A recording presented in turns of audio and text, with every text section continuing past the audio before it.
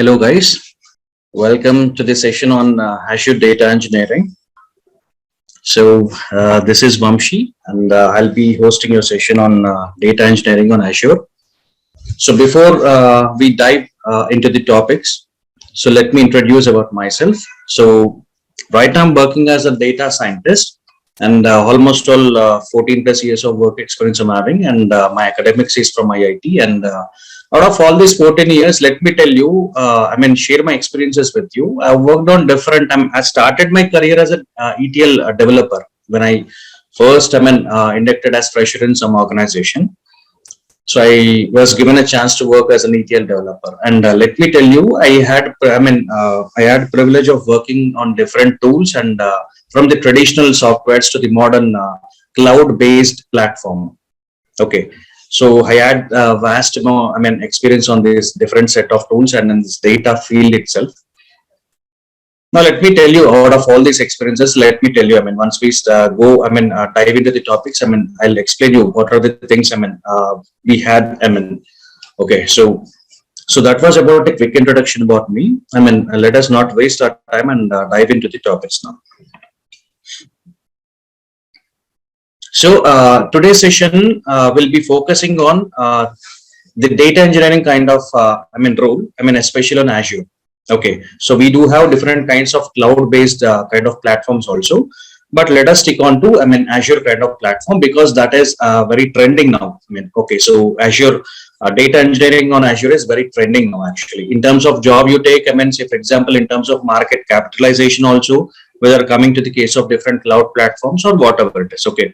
So today, now let us stick on to this kind of things now. Okay, so first of all, we'll try to understand like what is a data warehouse.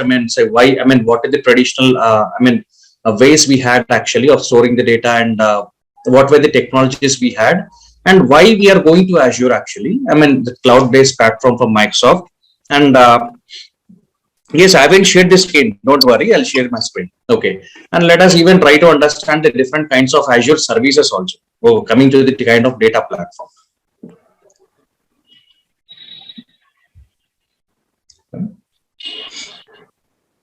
Okay, so first let us try to understand the modern data warehouse. Okay, so even before we try to understand about the modern data warehouse, right? Okay, so first of all, let us try to understand what were the traditional ways of storing the data and archiving the data in different formats. Okay, so like say for example, what is on-premises and cloud? So which one is better?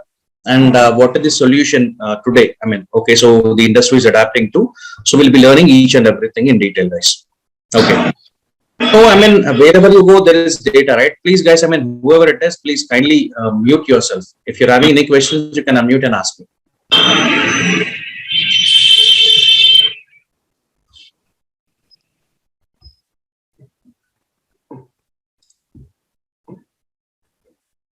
Okay. Now today, wherever you go, there is data, right? So data. Okay, so data is getting generated a lot. Okay, so the data volumes are getting generated like anything. Okay. Now let me tell you, if you know the history of data, okay, so dates back to 1960s, where US had a lot of tax information with them, and at those point of time, they were maintaining the data in some kind of books and ledgers kind of format. Okay, but do you think that maintaining the data in such way is very a feasible solution? Not right. So how many books and ledgers you'll be maintaining? You would have to maintain. Say for example, the data is increasing in size. Every year. Okay. So later on, they move to some kind of say for example, storing the data in some kind of tapes and disk kind of format. So where we had some kind of floppy disk and some other kind of CD-ROMs or DVD-ROMs or whatever it is. Okay. So likewise, we had different kinds of electronic data storing systems. But even though the question arises like, what is the amount of data that you can maintain? So it's very limited only, right? Because see, at those point of time, we were maintaining the data in hardly in MBs of data. Okay. Or say, for example, most probably 10 MBs of data, hardly in JBs. Okay. But again, so later on, the industry adapted to some other kind of, say, for example, systems like storing the data in some kind of spreadsheet kind of things where we had some kind of Excel kind of things, and either later on they moved to some other kind of RDBMS kind of things. That means the data was stored in some kind of database kind of things. Okay, so in table format, design rows and columns. Okay, so we had this kind of systems, right? Okay. Still, the question is, I mean, see, can the database, I mean, say, for example, can the databases handle the huge amounts of data? So, can you answer this question? And see, for example, any organization can't answer such type of questions because see, every year the data volumes are keeping on rising like anything, and we had, I mean, hard time maintaining such kind of data in the normal databases. So then they adapted to some other kind of called as data warehousing. I mean, designing the data warehouse was something different from a normal database. Like, say, for example, the main thing of maintaining a data warehouse is to store huge amounts of data, huge volumes of data. Okay, especially for query and analysis purposes. So this was the main thing, right? Guys, once again, I'm requesting you, please mute yourself. Otherwise, it will be a disturbance. Okay, if at all you're having any questions, you can unmute and ask me. Fine. Okay. So, I mean, so industry got adapted to the traditional kind of, data warehouses where, in the data warehouses, it was a common practice like ETL kind of practices where we used to extract the data from different kinds of data sources and we used to transform the data, then load the data into some kind of enterprise kind of data warehouses. Also called target databases or different kinds of names, we are having actually. Okay, and especially in these kind of things, so data extraction and transformation were the main thing actually than loading, because see, loading is very simple. Okay, so but how to extract the data? How to even transform the data? That is very tedious task, right? Like say for example, but again, let me tell you, in the normal days, for example, in the previous days, we had data which was generated only in some kind of text and numbers kind of format.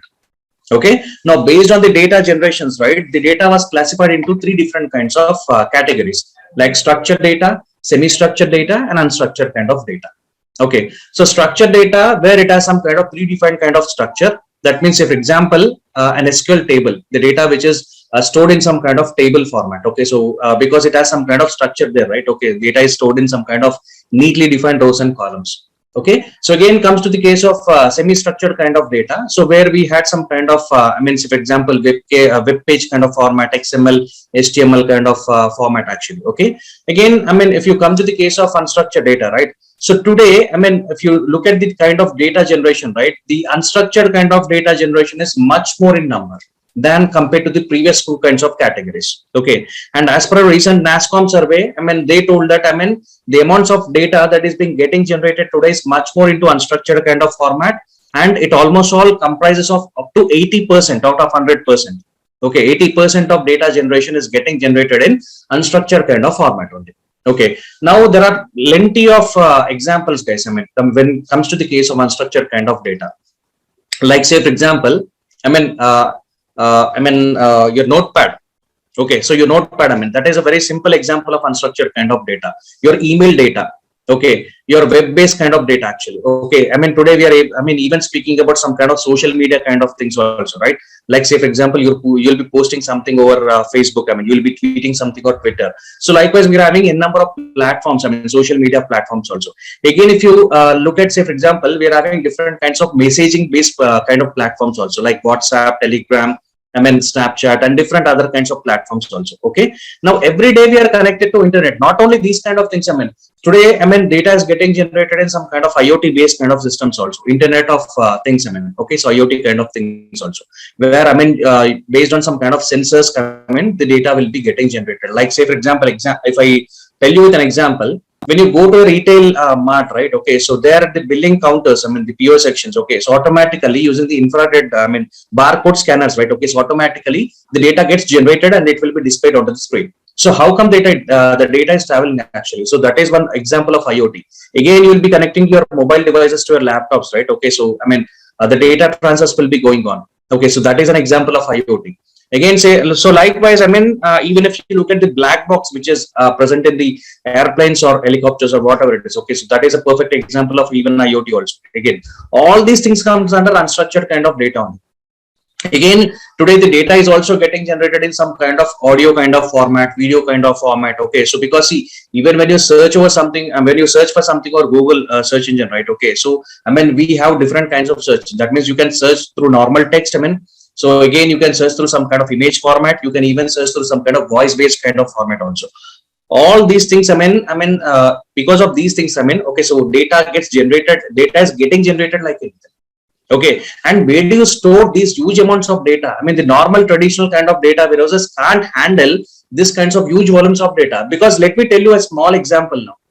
What is the RAM, kind of hard disk sizes or RAM sizes that you are able to maintain the data in your personal laptops today? Hardly 2 TB, right?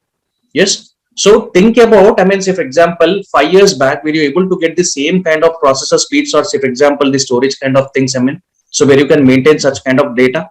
No, right? Okay. So that means, say for example, the data volumes are evolving like anything year on year. And today, the problem is, we are getting the data in varied formats. Not only the volume, we are getting the data in varied formats, and say for example, the data volumes are also, getting generated in very, different speeds also. Like say for example, if you take it different kinds of devices, because see, every one of us is connected to internet today. Okay, even we can live without food and water also, but we can't live without a mobile and an internet connection. Yes or no? Okay, that means, my say for example, that means, round the clock, 365 days, the data is getting generated. Okay, now where do you maintain all such kind of data? How do you analyze that data? Even see, forget about the analysis part. Where do you maintain that data? Where you, say for example, the normal traditional data warehouses or the data storage systems are, are they equipped to maintain, or store such kind of data? No, right? Okay, so then where do you, store all this kind of data?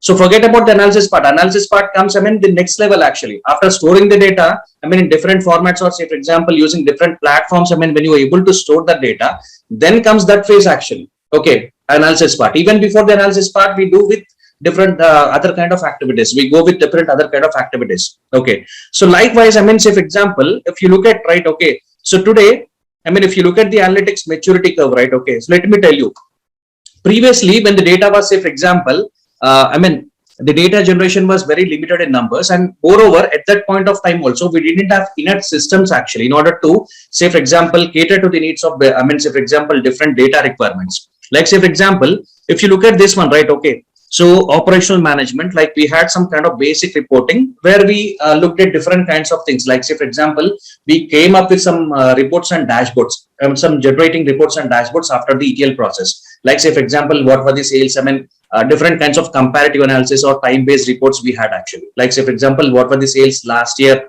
or this year or last quarter or this quarter, such kind of say for example, reports we had.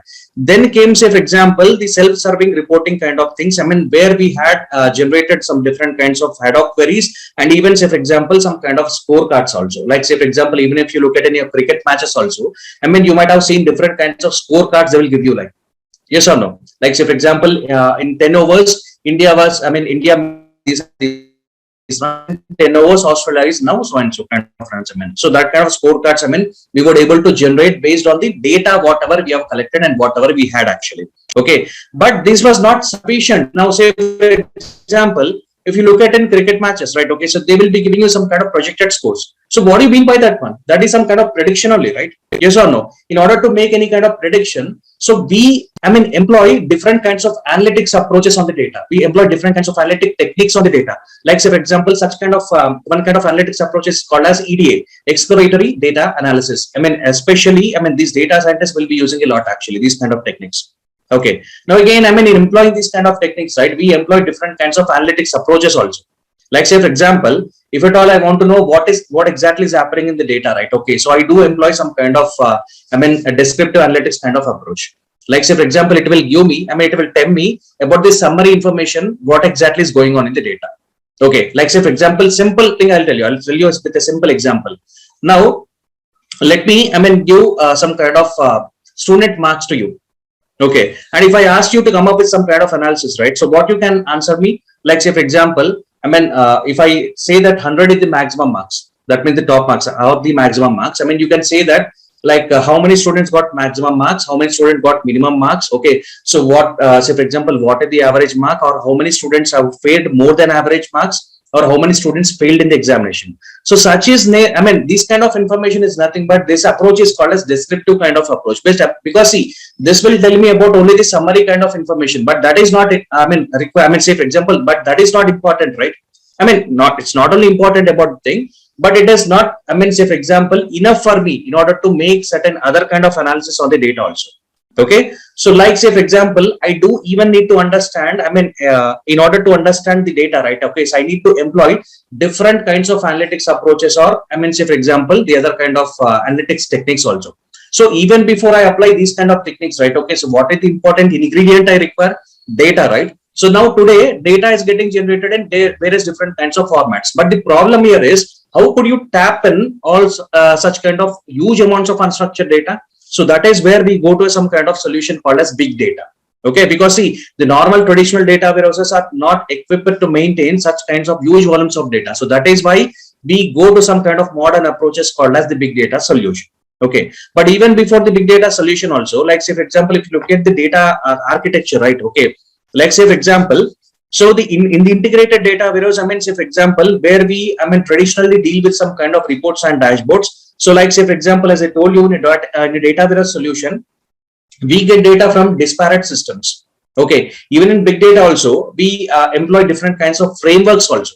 Okay, so we employ different kinds of frameworks in order to deal with different kinds of data. As I told you, today the data is getting generated in different kinds of formats, not just in text and numbers. I mean, even the data is getting generated in, say for example, some kind of I mean, numbers also. Okay, or say for example, the data is getting generated in some kind of junk kind of things also, or say for example, the data is getting generated in some other kind of formats. Okay, so for all those kind of activities, or for all those kind of data generations, we require some kind of modern solution where I can tap in all the kind of data, I can store the data, and I can perform the different kinds of ETL activities. First, see, the ETL activity is very, very important even before you perform any other kind of advanced kind of analytics. I mean, like say for example, you might be interested in knowing performing some kind of predictive analytics, or say for example, even I mean, even you might be interested in, say for example, knowing what are the anomalies in the data in order to uncover different kinds of things in the data, or you might be interested in knowing the trends in the sales, actually sales trends. I mean, okay,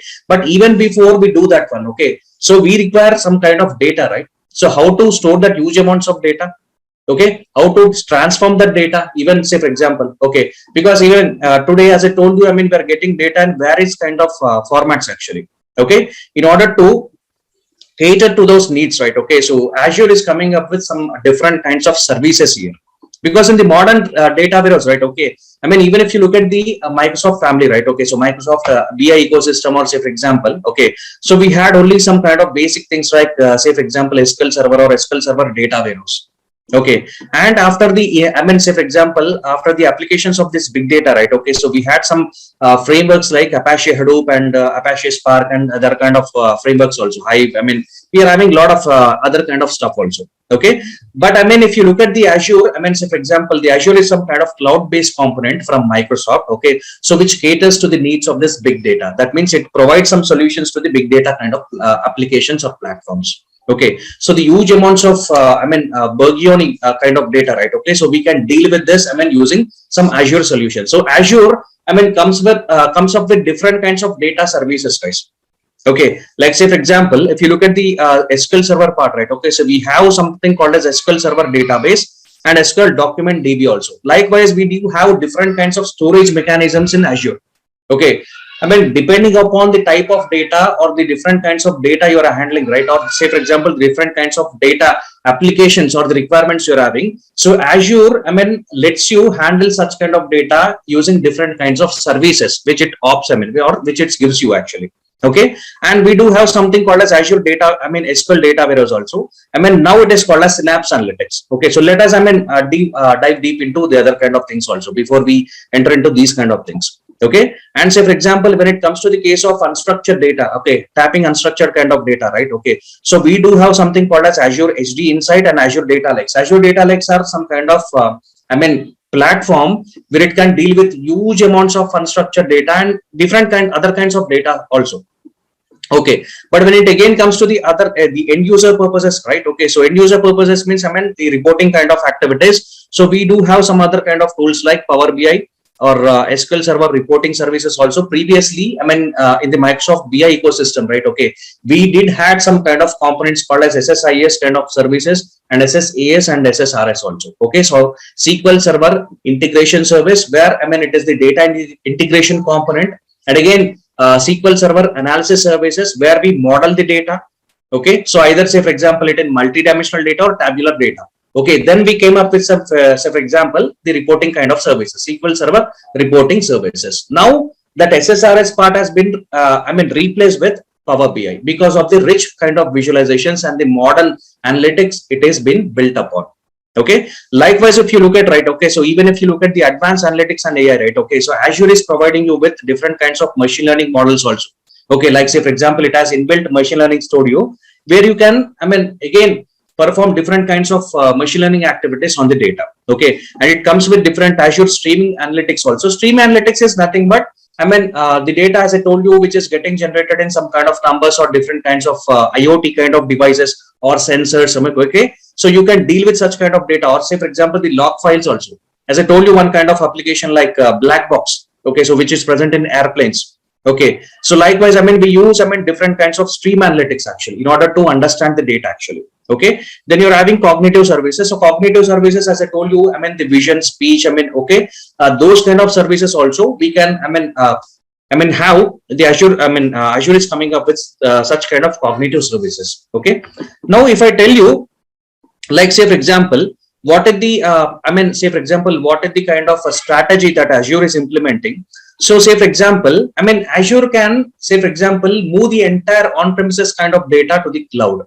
Okay, it has all these solutions, like say for example, it comes up with infrastructure as a solution service. It comes up with platform as a as a service solution, and it is in giving you with some kind of solution called as software as a service. Now let me tell you what are these kind of services. Now infrastructure as a service, say for example, if at all you're having any requirements in the infrastructure part, or say for example, if at all you want to move your on-premises kind of infrastructure to the cloud, Azure is also coming up with such kind of service also. Again, platform, say for example, you're building some kind of code, you want to even deploy some kind of code actually onto different kinds of systems, or say for example machines. Okay, so even Azure provides you with such kind of platforms also. We do have different kinds of microservices based architectures. Okay, it comes up with different kinds of architectures there. Okay, so where you can build your code and even deploy a code onto any kind of application you want, because see, today some kind of application might be developed on Java, some other might be developing some application on Python. Okay, so irrespective of the things, we can build our code and we can even deploy onto different kinds of things also. Okay, so even Azure comes up with such kind of platform as a service kind of solution. And again, say for example, if you look at the software as a service, right? Okay, so you don't need to install or no need to purchase different kinds of licenses. Okay, so you can make use of that software which is Azure is providing you with actually. Okay, so likewise, apart from these kind of core services, right? Okay, so Azure is also coming up with some different kinds of data services also. Okay, data services, machine learning services, analytics and cloud, analytics and IoT kind of services, even blockchain also, the modern based kind of cryptocurrencies, which runs on blockchain kind of platform. Even Azure even supports that kind of operations also. Okay, so like say for example, if you look at this kind of image, right? Okay, so in on-premises, how to move the on-premises to the cloud? There again, Azure, comes up with some kind of SQL Server virtual machines. So where you can say, for example, move your entire on-premises kind of things to the cloud actually. So likewise, if you look at the Azure solution, right? It has, different kinds of solutions to cater to your needs actually. Like say for example, as I told you, even if your requirement is say for example the infrastructure part, so you have something called as SQL Server in a Azure virtual machine. So where you can move your entire on-premises SQL Server kind of data to the cloud actually. Again, so for example, you're having something called as platform as a service. So as I told you, Azure SQL database where you can build your data and even you can deploy onto different kinds of applications as well. So likewise, if you look at, right, okay, so you're having different kinds of applications or different kinds of services in order to cater to the needs of different kinds of solutions here. Okay, so Azure comes up with all these kind of solutions. And when it comes to the case of, big data kind of solutions, right? So as I told you, look at this image, guys. So you might be getting data, say for example, data might be getting generated in different kinds of formats today. Like say for example, it can be a simple file systems to, sorry, the big data systems, or say for example, the cloud basis, or say for example, some kind of IoT kind of devices, or whatever it is, social media analytics, whatever it is. Okay. So what we do is, Azure provides you with some kind of services, say for example, where you can easily connect all these kind of data. That means you can easily extract all such kind of data. Whereas in the normal or in the traditional data warehouses, we didn't have this kind of approach, right? Yes or no? Because in the traditional data warehouse, right? Okay, so I do still remember. We used to convert the data into some kind of SQL kind of format. That means some kind of relational table kind of format, actually. Okay, in order to even extract the data. Or so, for example, even if you are getting data from different kinds of systems, right? We used to, transform that data actually. Okay, then we used to load that data into the target warehouses. That was the traditional activity. But it was very tedious task in order to convert each and every data into such kind of format actually. Okay, so that means, if example, see, whatever the data you're getting, right, what are the data that is getting generated today, you need some kind of platform or you need some kind of service where you can extract all such kind of data and you can ingest the data as it is. See, here we are not converting still. Here we are ingesting the data as it is into the data loads. Okay. So what are the different kinds of data storage mechanisms we are having in, say, for example, even before storing. So in order to ingest the data, that is, say, for example, we extract the data and we move the data as it is, okay, into the data storage systems. So there we employ certain kinds of advanced services like Azure Data Factory. Okay, so Azure Data Factory is nothing but it is a cloud-based ETL service. Okay, cloud-based ETL service. Now, when it comes to the case of ETL services, right? Okay, so ETL stands for extraction, transformation, and loading. And the normal kind of traditional kind of things, right? Okay, so we had different kinds of ETL tools, right? Like Informatica. The first kind of tool which I got to work, was Informatica. Okay, so then I even worked on data stage also. So Informatica, data stage, Oracle, say for example, ODI. And again, we had some other kind of tools also. Okay, so there were the, those were the popular tools, as part of, in terms of ETL kind of activities. Okay, sorry. Then, if you look at the traditional MSBI kind of approach, right? Like, say, for example, the Microsoft BI family kind of approach, we did had some kind of component called as SSIS, as I told you previously. Okay, SQL Server Integration Services. But again, say, for example, this is not the modern solution. Azure Data Factory is the modern solution, because see, today there are various ways. There are various things actually why we go for Azure Data Factory. Let me tell you. First thing is, I require some kind of modern kind of approach, or say, for example, some kind of modern kind of platform where I can integrate the different kinds of data. What do you mean by different kinds of data? I might be getting data in file systems. I might be getting data in some kind of cloud systems, in some kind of RDBMS systems, in kind of unstructured kind of format, in some kind of images. In some kind of IoT kind of a sensor-based kind of data, or say, for example, some kind of social media data, or some, for example, some kind of logs kind of files also. Okay, so whatever is the kind of data that I'm getting, right? Okay, I need a modern software, or say, for example, some kind of platform where I can extract all such kind of data and I can ingest that data actually. Okay, so that means data orchestration. So what we do in Azure Data Factory is we automate that entire ETL task actually. That is called as data orchestration. Okay, data orchestration. The terminology is data orchestration. So that means we do have some concept of pipelines there. So let us even discuss ADF also later. So what we do, we streamline that entire thing and we automate that entire ETL process actually. That means without writing any code, what we do is we automate the task actually. So that is the service offered from Azure. So Azure Data Factory, it can take data from any kind of service. Okay, so then what we do is we store the data into some kind of large data pools. Okay, so the modern kind of solution, there are different kinds of solutions offered by Azure. But most probably will be either storing it in blob storage or will be moving the data to the data lake storage. But say, for example, in blob storage, hardly you can maintain about 30 days of time, because see, more than that, if at all you want to maintain your data, right, you have to move it to the data lake storage. So data lake storage, let me tell you what is the difference between this data factory and data lake storage. So data lake storage can take data from any kind of analytics platform. So it is one kind of large kind of pool actually, large kind of pool where you can maintain unstructured kind of data a lot. It's not that you can't maintain structured data, but most of the times, we'll be going with unstructured kind of data, because see, the modern data warehouses are meant for maintaining all such kind of unstructured data. If I add only, structured data, right? What is the use of going for this, large data warehouses? I don't require, right? I have the traditional tools, I'll be going for that one. But the problem is, I'm getting data in various different kinds of formats here. That means different kinds of disparate systems I'm getting data actually. Okay. And the solution to this is, maintaining the data on Azure Data Lake storage kind of things.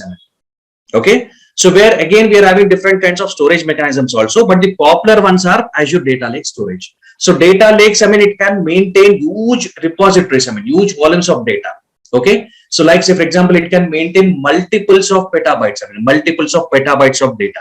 So that, I mean, humongous data it can store actually.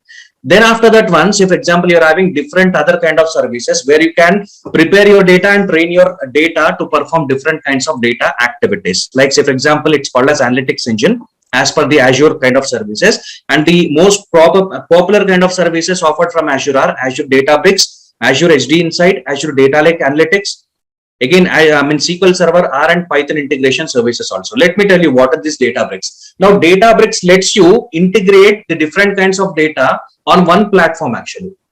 Okay, like say for example, let me tell you what is the difference between this data lake store and this Databricks actually. Now, data lake means, I mean, it can store huge amounts of data. That is okay. But again, say for example, whenever you want to perform any kind of machine learning activities, again, you have to convert the data, or say for example, you have to, I mean, transform that data as per your needs actually. So without such kind of things, what I can do is I can maintain something called as Databricks here.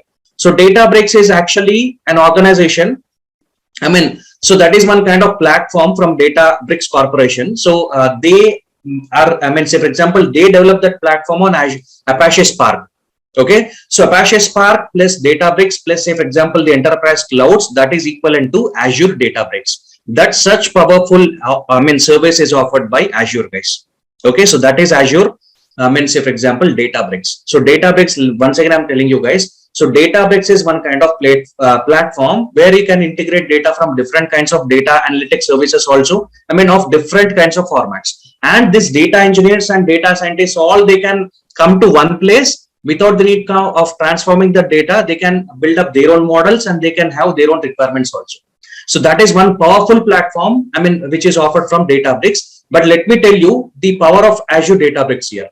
Okay, so Databricks is actually some kind of platform which was developed by, I mean, Databricks Corporation. Okay, so those Databricks Corporation people are nothing but they have previously developed, I mean, Apache Spark, Hadoop, and such kind of things actually.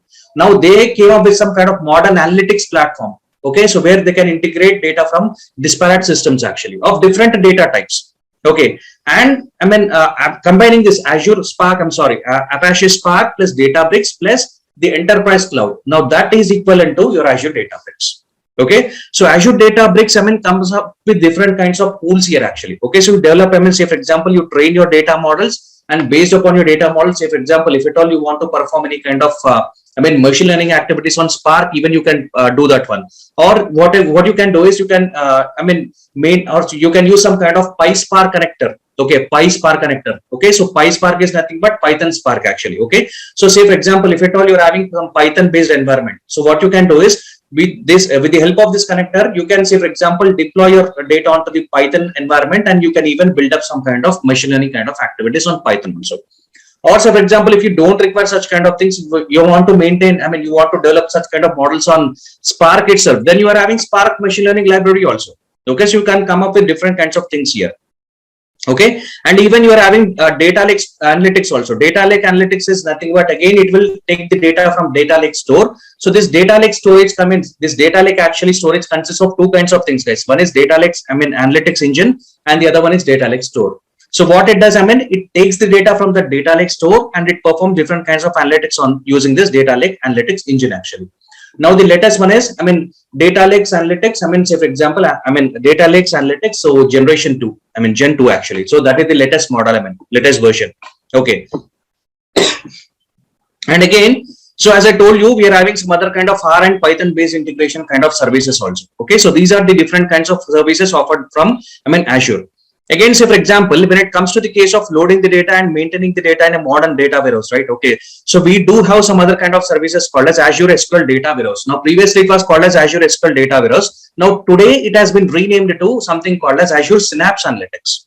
Okay, so Synapse Analytics, again, they have added some other kind of inbuilt components actually, apart from the normal SQL Data Warehouse. So normal SQL data warehouse was meant to maintain only the data in some kind of structured kind of format. That means some kind of relational table kind of format.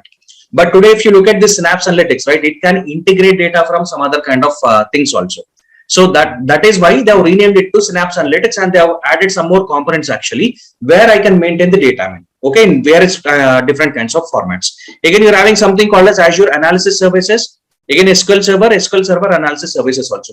But these are the traditional methodologies, right? SQL Server or SQL Server Analysis Services. Yes or no? Okay. So that is why we employ this kind of service. That is Azure Synapse Analytics. Okay. So previously it was called as SQL Data Warehouse. Now, after that one, after you maintain all this kind of big data and data warehouse kind of architecture, okay, so after this one, it's based upon your, again, the requirements. Say, for example, if at all you want to go with the end user kind of activities, that means, you can go for the building some kind of reports and dashboards using Power BI. Okay, again, Power BI is some kind of, component which is offered from Microsoft family, right? Okay, again, say for example, on top of that one, again, if at all you want to perform any other kind of advanced analytics like AI, deep learning kind of activities, again, you can have that one. Or you can perform any other kind of real-time analytics also. Now, if you ask me about the modern kind of data warehouse, right? Okay, it looks something like in this way, guys. Now, this is what the traditional big data kind of systems, okay? So when we integrate this data warehouse with this big data kind of approach, right? Okay, so this is what the, platform looks like. But again, after redesigning that one, right? Okay, so again, it looks something in this way. Like again, see, these are the same old things only, but again, some kind of, say for example, some other kind of services we have added here. Like say for example, you can take data from any kind of, say for example, kind of structure format or structure, unstructured, whatever it is, okay? Like log files, whatever it is, even some kind of app-based services also, okay? So what you do, you used Azure Data Factory as some kind of data integration kind of tool. I told you, right? Cloud, it's a cloud-based ETL kind of platform. Okay. So whatever is the kind of data you integrate, or say, for example, you extract using this ADF. Okay. So after ADF, say, for example, based upon your data storage techniques, right? Okay. So data storage needs and requirements, you either go for Azure Blob Storage kind of service, or say, for example, Azure Data Lake kind of service. But modern, let me tell you, the modern data warehouse, we employ data lake kind of service actually. Then, you go with Databricks actually, as I told you, and then you come up with different kinds of models actually in order to serve to the end user kind of things. Now, as I told you, even we're having some other kind of approaches, like say, for example, you can even extract some other kind of data from some kind of IoT based systems, or say for example some other kind of data which is getting generated using some disparate devices, or say for example some different kinds of devices here like IoT devices. So the data will be getting generated through some kind of sensors, right? Okay, so all such data, whatever the requirement you're having, right? Okay, so again, Azure comes up with some kind of Azure IoT kind of services also. Even see, whatever is the kind of data, you can integrate it with different kinds of services which are offered from Azure. Then you can train and say, for example, then you can prepare your data, you can train your data also. Okay, using Azure, say, for example, in Databricks. On top of Databricks, say, for example, if your requirement is to, say, for example, come up with some kind of machine learning activities, again, Azure is providing you with Machine Learning Studio. Okay, so where, say, for example, you can employ Azure Machine Learning Studio, and even you can integrate it with, Python also, like Python or also. Or say, for example, if at all you want to work on the Spark-based kind of environment, then again, you're having with something called as Spark ML also. Okay, so likewise, based upon whatever the requirement is, right? Okay, so you can go with such kind of service, and Azure has all the kind of services today which can cater to your different data needs, guys. Okay, so let me tell you. So that is why, it is a huge hit in the market. See, you're having different kinds of other kind of cloud providers also, like AWS and even GCP also. Okay, the only difference is AWS is, say, for example, the first kind of cloud service provider who entered in the market. Okay, who entered in the market. Let me tell you, even before AWS also, Salesforce, he was the first tool actually. But he was providing services only in software as a service kind of models actually. Okay, he didn't come up with, say, for example, the infrastructure solutions and the platform solutions. So that is why it was not a huge hit in the market. Okay, so their tool was only CRM kind of applications, some customer relationship management kind of applications, which runs on SaaS based kind of models. Okay, software as a service kind of models. But that was not a huge hit in the market actually. So later on came AWS, which was a cloud platform from Amazon. Okay, so but again, Amazon is having all the kind of services. He is giving you services in 3 different kind of core services. But again, let me tell you, After, say, for example, Microsoft has entered into the market, right? Okay, now let me tell you, I mean, market capitalization. So, I mean, Microsoft market is very huge than Amazon. That is, I mean, you people also know it, right? Okay, but now today, I mean, if you look at the cloud platforms, right? Okay, so the competitor to AWS is Azure, and let me tell you guys, I mean, okay, so in the near future, Azure will definitely overtake AWS, guys. Okay, so that is for sure, guys, because Microsoft market is very, very huge.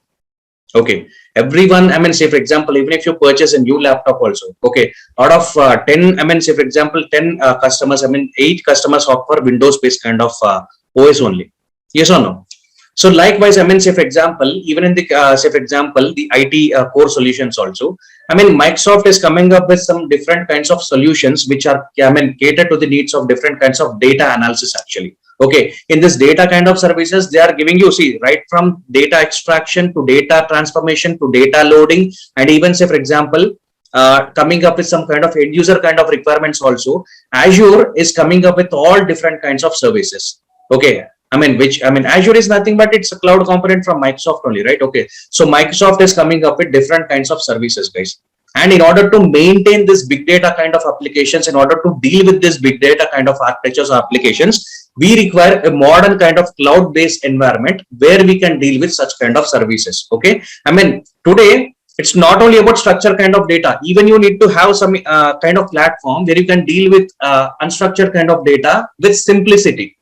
Okay, and Azure is one kind of solution where it comes up with such kind of things actually. Okay, now like say for example, as I told you, even if you take the real-time analytics also, like say as I told you, I mean, you will be getting some kind of data coming from some kind of I mean IoT kind of systems also. Okay, so whatever is the kind of things, I mean, say for example, okay, again you are having some other kind of IoT, I mean Azure IoT kind of hub. Okay, if at all you are getting data in some other kind of formats also, you're having some kind of IoT kind of hub kind of services also offered from, I mean, Azure. Okay, and apart from that one, say for example, if it is your structured data, already you are having ADF also. I mean, if it is unstructured data, based upon what kind of unstructured data, say for example, if you are getting data in some kind of sensors based kind of things, I mean log files, all such kind of things, you're having some kind of IoT kind of things. Again, you're having HD Insight also, which is developed on Kafka. Okay, some other kind of advanced open source tool called as Kafka, apart from Apache Spark. I mean, okay. Again, after that one, the normal storage kind of things. I mean, however, you are having blob storage, I mean, data lake storage. So popular ones is data lake storage. After that one, I mean, we'll be integrating the data, I mean, using Azure Databricks, so that, I mean, you can integrate it with different kinds of things also here. Okay, like Azure Machine Learning Studio, Azure Databricks also, or say, for example, some other kind of R and Python integrations also. Okay, or say, for example, various other kinds of platforms, guys. Okay, I mean, after that one, you can again come up with some other kind of activities like loading the data. Okay, so, I mean, so Azure provides you with all such kind of data, guys. And coming to the case of intelligent applications, what do you mean by intelligent applications here? Like say, for example, chatbots. Okay, so which are based on some kind of, I mean, say, for example, where it can identify the data on its own. Like say, for example, that is one kind of application of AI, right? Okay, so we employ some kind of practice called as NLP, where we develop some kind of chatbots. Okay, again, likewise, I mean, we are having different kinds of smart solutions. Okay, smart solutions. I mean, so even for the smart solutions also, you're having different kinds of services which are offered by Azure. Okay, so that is why Azure is giving a huge competition, a tough competition to other kind of cloud. I mean, let me tell you, even GCP is very far high, guys. I mean, it's not at all competitor to Azure. The only competitor to Azure is AWS, and in the near future, let me tell you, Azure will definitely overtake AWS. That is for sure, guys. Okay, fine. So, like, I mean, say for example, as I told you today, I mean, based upon the modern needs and requirements of the data, right? Okay, so you're having all the services which are offered by Azure, guys. Okay. Now, again, if you look at, let me tell you, I mean, like say for example, what are the modern kind of architectures we maintain in real time actually? Okay, like say for example, as I told you, we employ this kind of data engineering practices on Azure. Okay, so like let me tell you what are the different kinds of architectures we come up with actually. Now in this architecture, let me tell you, this is one kind of hybrid model. Okay, so hybrid kind of retail services. Okay, so employed with ADF. Okay, so ADF is also called as Azure Data Factory, as I already told you. Okay, now let me tell you, say for example, if you look at the data, right? Okay, now the data flow comes in this way. Like say for example, the data flow actually takes place in this way. The data is first of all, it is sourced from blob storage into data factory. Like say for example, if you look at here, see this is some kind of blob kind of storage here. Yeah, I'll come up with some kind of questions, guys. Okay, so let me first of all complete this one, then we'll get back to the questions, guys. Okay, fine.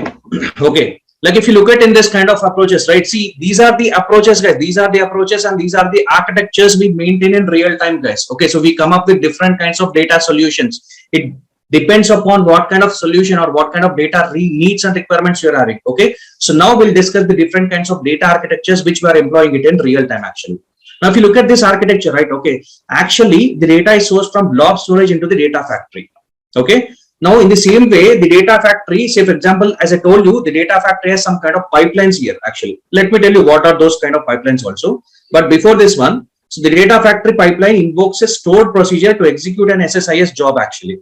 Like say for example, you're having some kind of data which is residing in flat files, or say for example, some other kind of RDBMS kind of systems also. Okay, so whatever it is, I mean, it uses some kind of SSIS packages in order to invoke that thing, and again in order to load and ingest the data into the data factory. Then say for example, after that one, the data is cleaned and then loaded into the tables in the Azure Synapse Analytics actually, or Azure Data Warehouse also. Okay, Azure Synapse Analytics or SQL Data Warehouse are both one thing and the same. So this is what the modern hybrid kind of ETL is employed with ADF actually. Okay, now this is very simple kind of architecture. Now say for example, if at all you want to automate the kind of process, right, automate enterprise BI using ADF, I mean, so here is where we come up with some kind of technique called as orchestration, data orchestration. Okay, so that orchestration is achieved by data factory. Let me tell you, actually your data factory is a service which is offered from Azure for this kind of purpose only. Okay, now data factory is no doubt it is a cloud-based ETL component only, but the actual practice or the actual usage of data factory is meant for data automation. That means orchestration. Orchestration is nothing but we automate the ETL kind of process here. Okay, so we automate the ETL kind of process.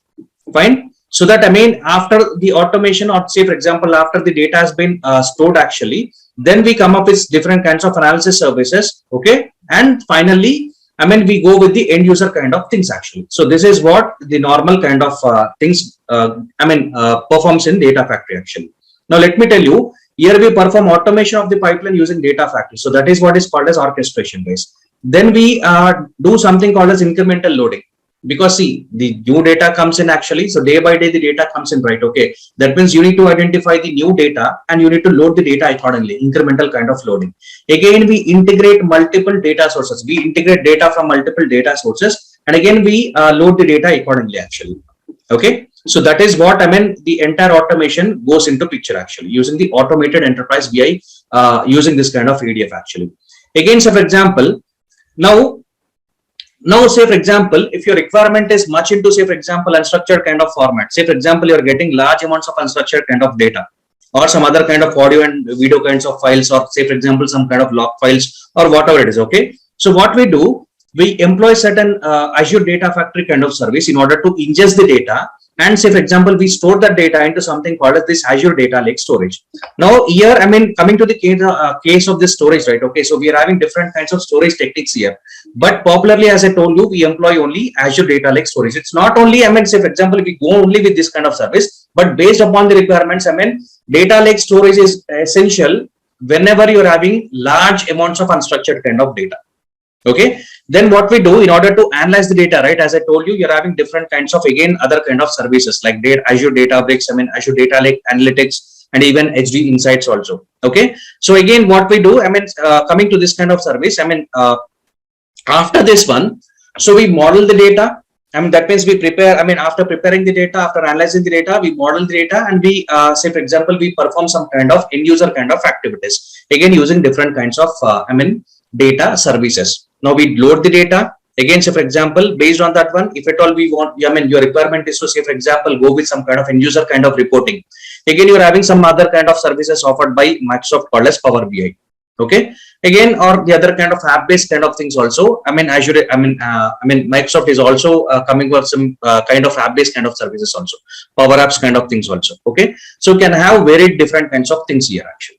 Okay. Now, if you look at the modern data warehouse kind of solution, okay, so which is offered from Azure, right? Okay, so this is architecture, guys. Like we employ Azure Data Factory kind of service also. We use this kind of data lake store kind of services also. As I told you, this is the modern kind of data lake storage. Okay, so Gen 2. Okay, again, we coming to the case of analyzing the data, preparing the data, analyzing the data and training, say for example, the data using different kinds of analytics approaches or techniques. So we again employ this kind of service, Azure Databricks, as I told you. And after that one, based upon your needs, say for example, based upon your requirements, if at all you're having any other kind of intelligent kind of applications like say for example, AI or some other kind of applications, you can go again with this kind of service. Say for example, or some other kind of web-based kind of applications also. Or you can directly load the data into something called as Synapse Analytics, and from there again you can move the data to some kind of end user kind of purposes, guys. Okay, so this is what we employ, or we follow the different kinds of architectures in real time. It's solely based upon what kind of needs and what kind of requirements you're having. Okay, and what are the different kinds of data that you're getting. That is very, very important. Okay, so based upon that one, you need to find out a solution. Okay, you not go, see, you can't go directly to some kind of solution, right? You can't employ a particular service there. You need to think, say for example, what is the kind of data that I'm having, what is the kind of requirement I'm having actually, and how I can handle it in, handle using Azure. Okay, and what is the service, in order to, solve that one, what the Azure solution for that one. Okay, so you need to employ all such kind of activities. Okay, so this is what we perform in real time, guys. Okay. So when it comes to the case of Azure Data Factory, as I told you, it is nothing but some kind of cloud-based ETL kind of service. So in simple terms, it is nothing but, it is used for orchestrating data movement and transforming data. Okay, as I told you, automating that ETL kind of process is nothing but data orchestration. In other simple words, it is nothing but moving your on-premises data kind of services to Azure cloud. So that is ADF. Okay, now how it works is, say for example, it has different kinds of interconnected systems, guys. Again, it works on today whatever things it works on the kind of, again, some kind of CI and CD kind of approach, some continuous integration, continuous development kind of approach. So you have something called as code free ETL as a service, which is employed in ADF actually, which is the ADF kind of approach. So we ingest the data. We again, say for example, design code free data using some kind of control flow. That means some kind of pipelines here actually. So again, the data flow, say for example, here you, the designers actually, like data engineers or whatever it is, they come up with different kinds of approaches here actually.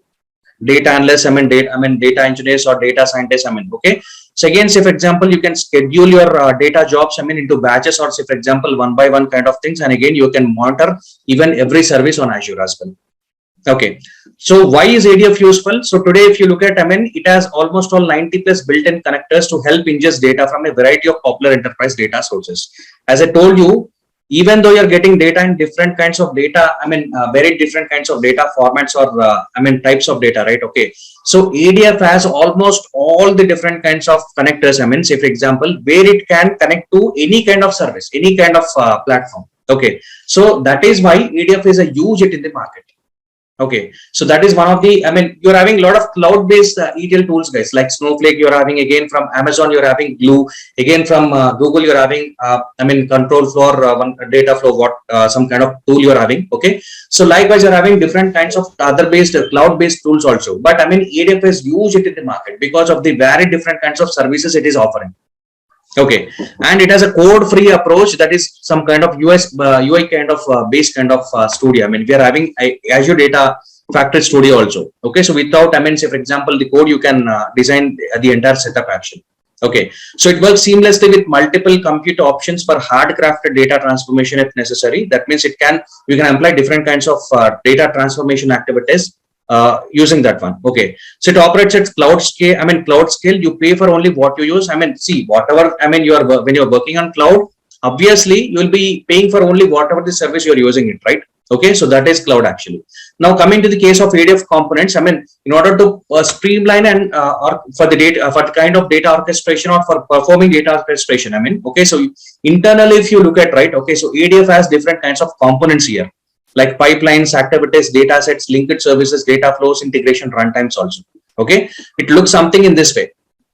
Now, if you look at linked services, right, Linked services are nothing but some kind of data connectors you can tell it about. Okay, data connectors, I mean. So where you connect to, I mean, say for example, different kinds of connectors, you put in the data sets, actually, you load the data into the data sets. I mean, there on some kind of activities goes on. Activities means, I mean, data transformation here. Like say for example, the major kind of activities are nothing but copying data and say for example, transforming the data using different kinds of, say for example, Hive based activity, or say for example, Spark based kind of activity, whatever it is. Okay. So then, I mean, all this is performed using some kind of a thing called as pipelines actually.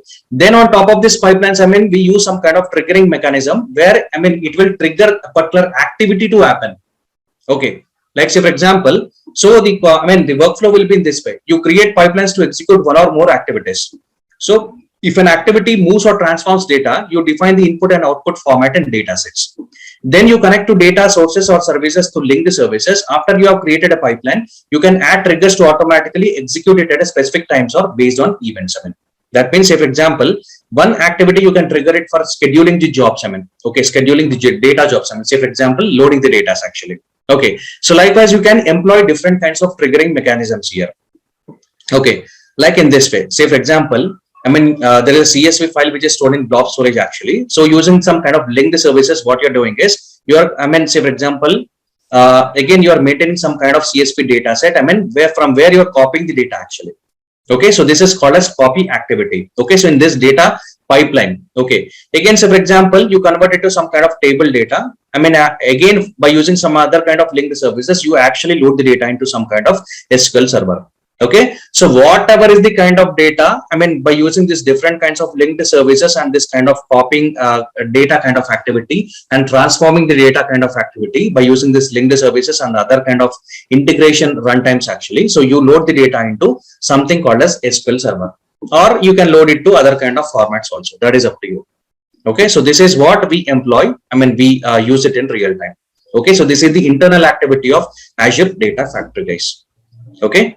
So on a broader scale, I mean, so here we deal with different kinds of services like Azure Data Factory, Azure Data Lake, I mean, okay, and again, say for example, employing and I mean, say for example, streamlining the data warehouse and solutions using Azure Data Lakes and I mean, Azure Data Factory, as well as say for example, Azure Databricks also.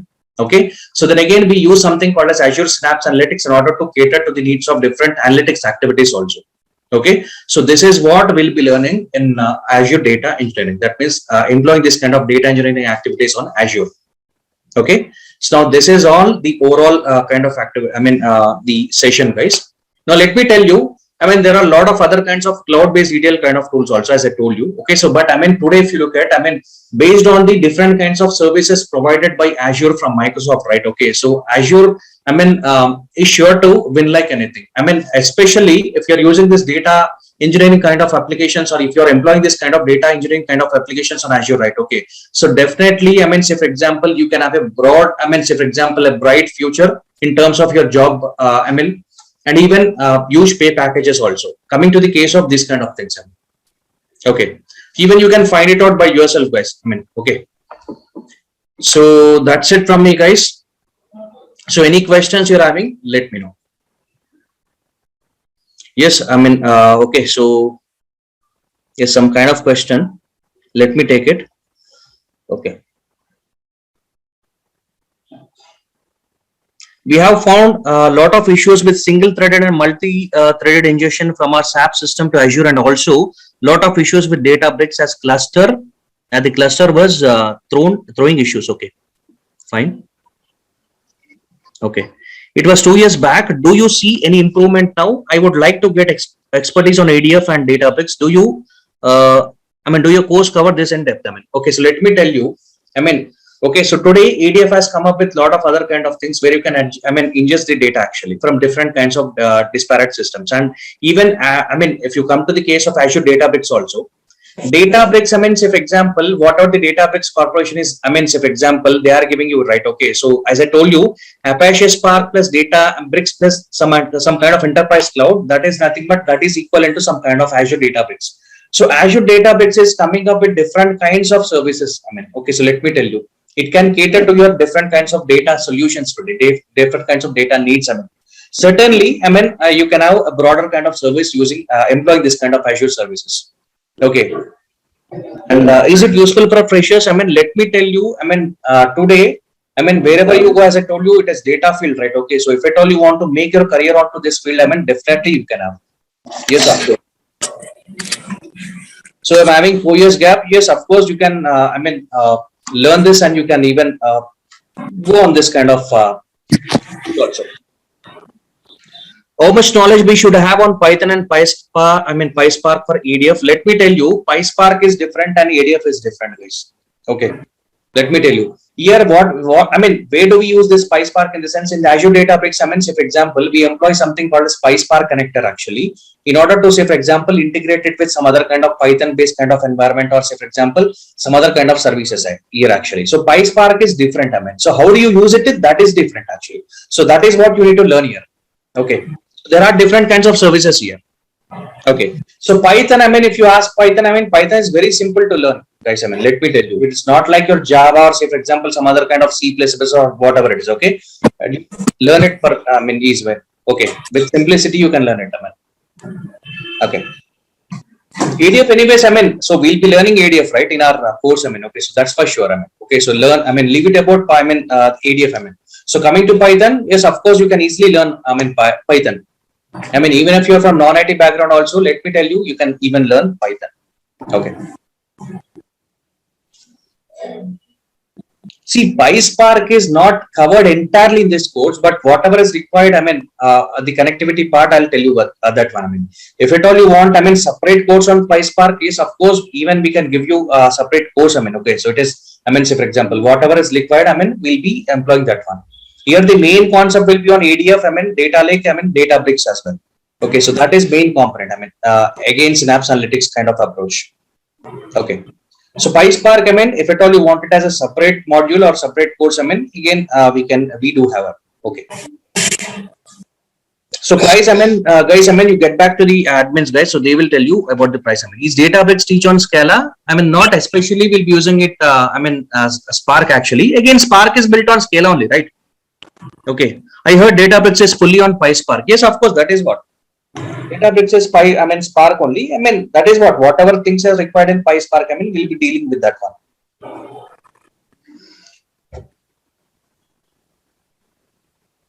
Is ADF is enough to survive, or we should know multiple service like ADP analytics and different storages like ADLS?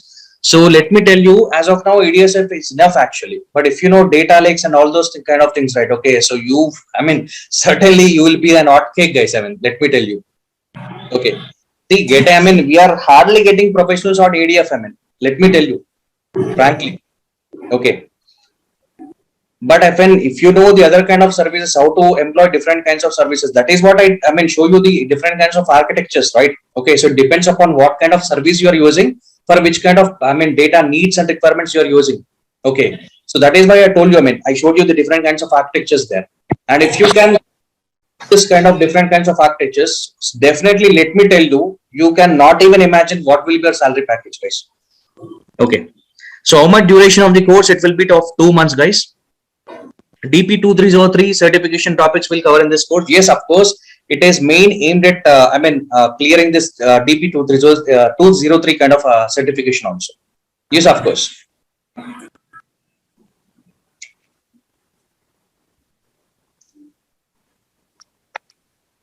Yes, lab work certainly. I mean, we'll be having practical sessions only because all these are not theoretical kind of applications.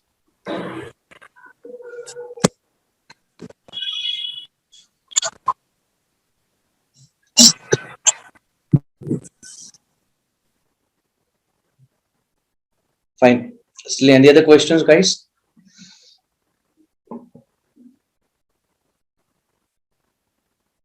Yes, of course, but you require some other kind of things. I mean, ADF is not, I mean, we don't need to install it, guys. I mean, okay, so I'll tell you, don't worry. Timing will be same timing or morning, so we'll have to check out with that one. Please, I want to know the fees for the program. So Daniel, please, I mean, if you don't mind, please check out with the management. So they will get back to you. Okay, so need not worry about this.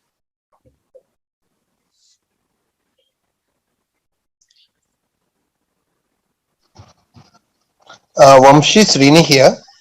Yeah, hi. I just wanted to know the timings, whether it will be the same timing or will it change, or do we have sessions during weekend as well? No, I mean, one thing is we have sessions only from Monday to Friday, and the sessions will be either on morning or evening. We'll have to check out. Okay, so just, I mean, the admin will get back to you guys. I mean, need not worry about this one. The fees details, I mean, the course structure, and even the timings, the admin will get back to you. Fine? Okay, yeah, one last question. Yes, yes, So yes. I assume in this course, I will be given like ADF, no, Azure Data Lake, Azure Databricks, and then Azure Synapse. Am I Yes, correct? yes. Yes, yes. Okay, okay. Thank you, MC. So, Suresh, in addition to ADF, people are asking ADB as well. Yes, of course. I mean, this course will cover all those kind of things as well.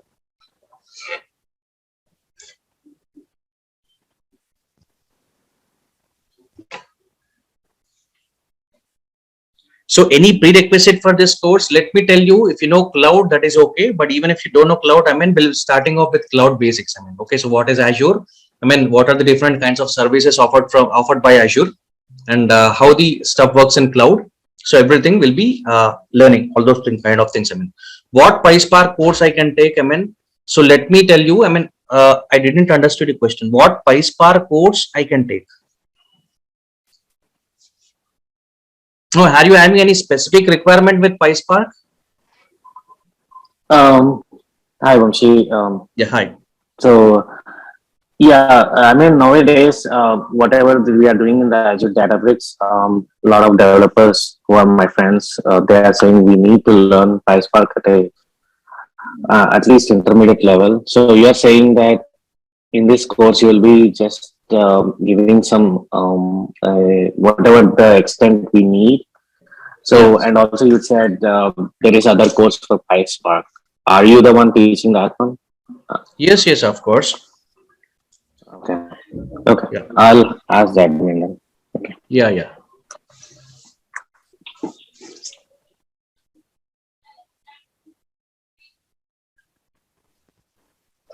Vamshi, Yes. so nowadays everybody is no, telling Snowflake. So Mhm. how good is Azure no, Synapse over this Snowflake? See, let me tell you, Snowflake is also one kind of cloud-based ETL kind of approach from Snowflake Corporation. Okay. But again, it's purely some kind of data integration kind of tool only. That means some kind of cloud data warehouse kind of solution. But again, if you look at Azure Synapse Analytics and some other kind of services, right? Azure has different kinds of other kind of services, not only just, I mean, the cloud ETL kind of things. I mean, okay, you do have different kinds of, data needs and requirements offered by, I mean, the solutions offered by Azure actually, not just maintaining the data. So Snowflake is completely about how, I mean, again, the cloud ETL actually. How do you extract the data? How do you maintain that data? How do you transform the data? How do you maintain that data on the cloud? I mean, it's purely, I mean, based on that kind of activity. Okay. Okay, thanks, Vamsi. Yeah.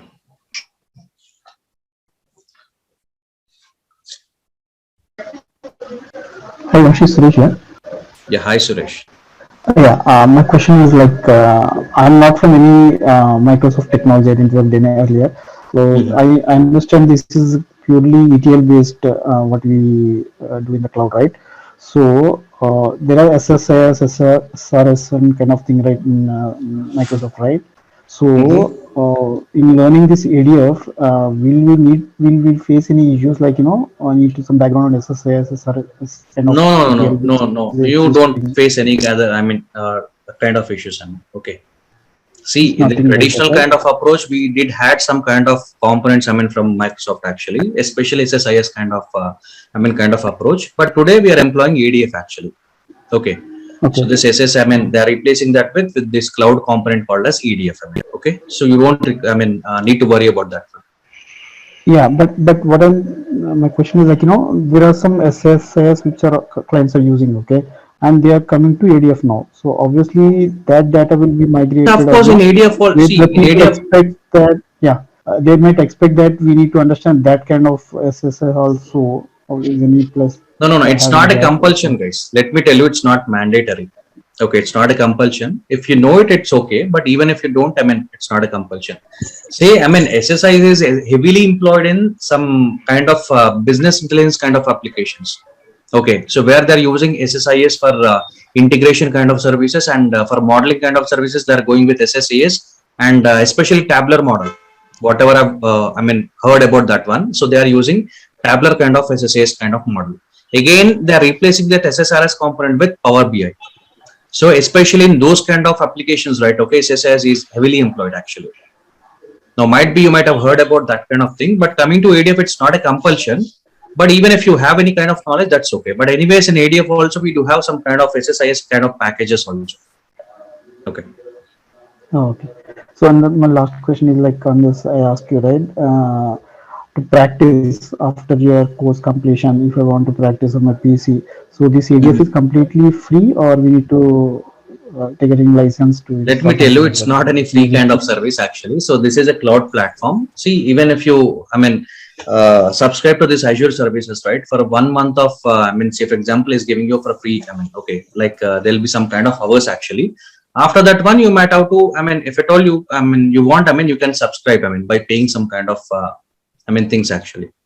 Okay. Okay, thank you. Yeah, Vamsi.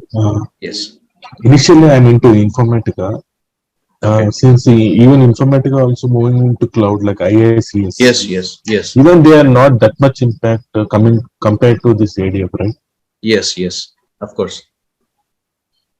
So So that is what I told you. If you, even if you, take the case of Informatica or Snowflake. Someone has asked about Snowflake.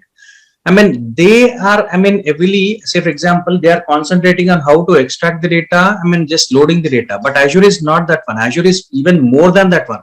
Not just, say for example, how you load the data actually. Before even loading the data, you have different kinds of other kinds of approaches also. But Snowflake, again, it has limited kind of connectors, guys. It can't take log files and all those kind of things. Okay. Unlike Azure, where you can employ, you're having different kinds of other kind of services also. Almost all, whatever the data generation today is going on, right? Okay. So, almost all Azure can employ, and he can even extract data from all such kind of services actually. But coming to the case of Informatica and even Snowflake and other, say for example, some other kind of cloud-based tools, they're having limited set of connectors actually in order to deal with the data. That is what the problem is with now with some other kind of cloud-based tools. So that is why organizations and even some other developers are really relying on ADF actually, or some Azure services. even through Informatica Cloud also we can load into Azure, but Yes, there is yes, limitation. But the limitations on the connectors. yes, yeah, Okay, got it. Vamsi Srini here. yes. See, in real time, right, what we actually have used, we haven't used much on ADF. We directly pulled, ingested the data into ADLS Gen 2, and then have Okay. done a lot of re-engineering on Databricks using PySpark. Mm-hmm. So, do you see any other real-time cases where in which you have heavily deployed ADF? Okay. Let me tell you, good question. So let me tell you one thing. So previously, as I told, people were employing, see, different organizations were employing different kinds of practices actually. Now, say for example, when it comes to the case of PySpark and all those kind of things, right? Okay. So, today ADF is not only just, say for example, it is not only just, about some kind of ETL kind of services actually.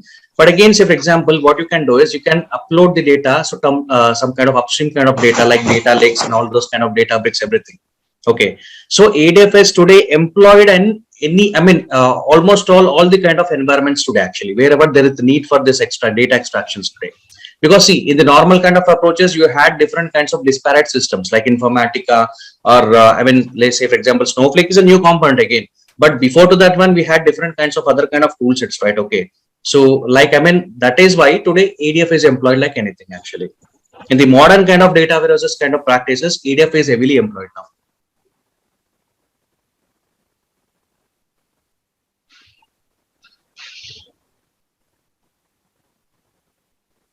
One more thing, do you cover logic apps as well, Vamsi? Yes. Okay.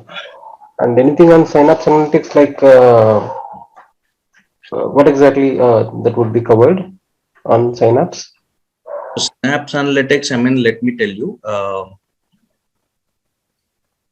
Let me even show you what else will be covering. Just a minute.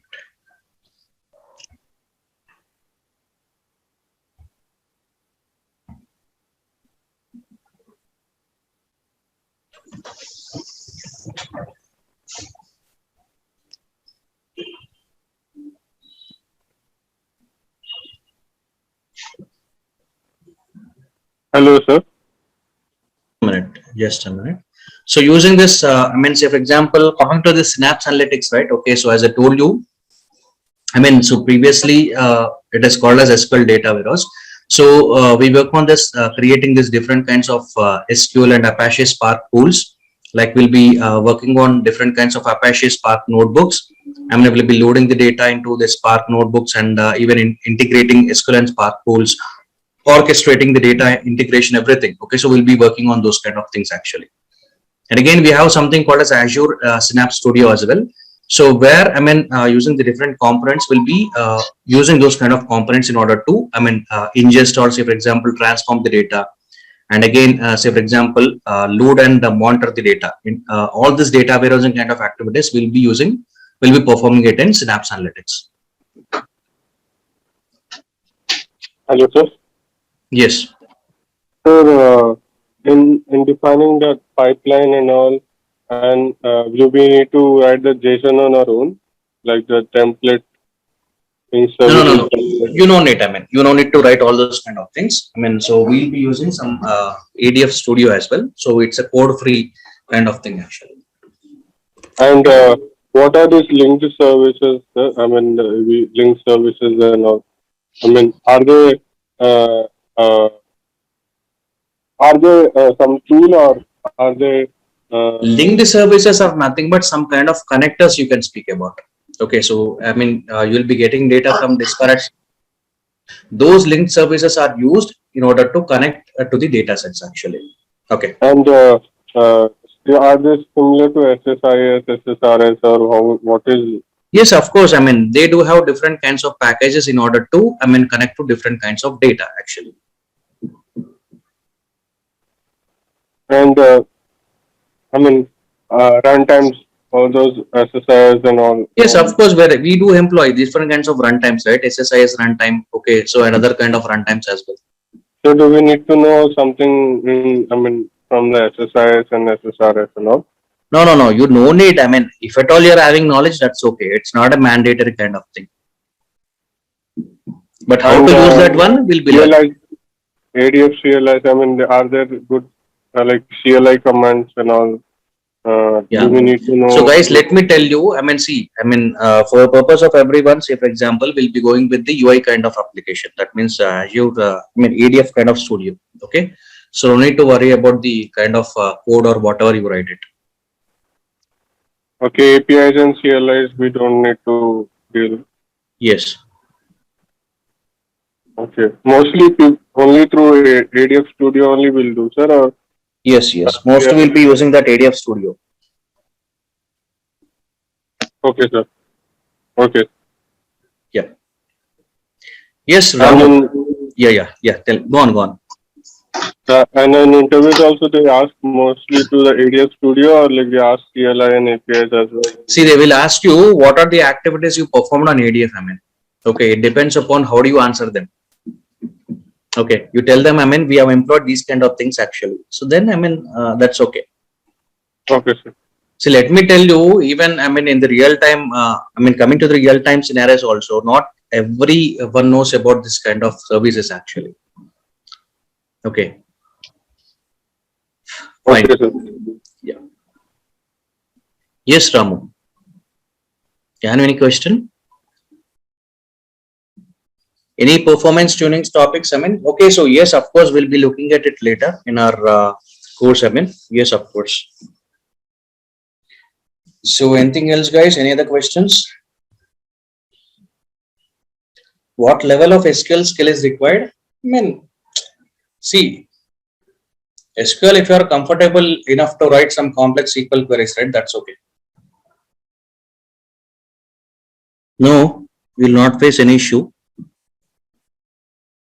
So what kind of issue you are speaking about? Yeah, anyways, I mean, Python automation skills, right? Okay, so then why do you think, I mean, you will be facing any issues? No, never mind. I mean, see, I mean, let me tell you one thing, guys. I mean, so we'll be starting off with cloud basics. I mean, you need not worry about cloud. Okay, so fine.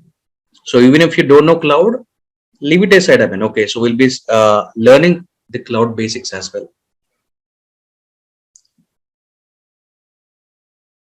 Yeah, no, I mean, okay, so never mind. I mean, okay, so need not worry about the real-time experience as well.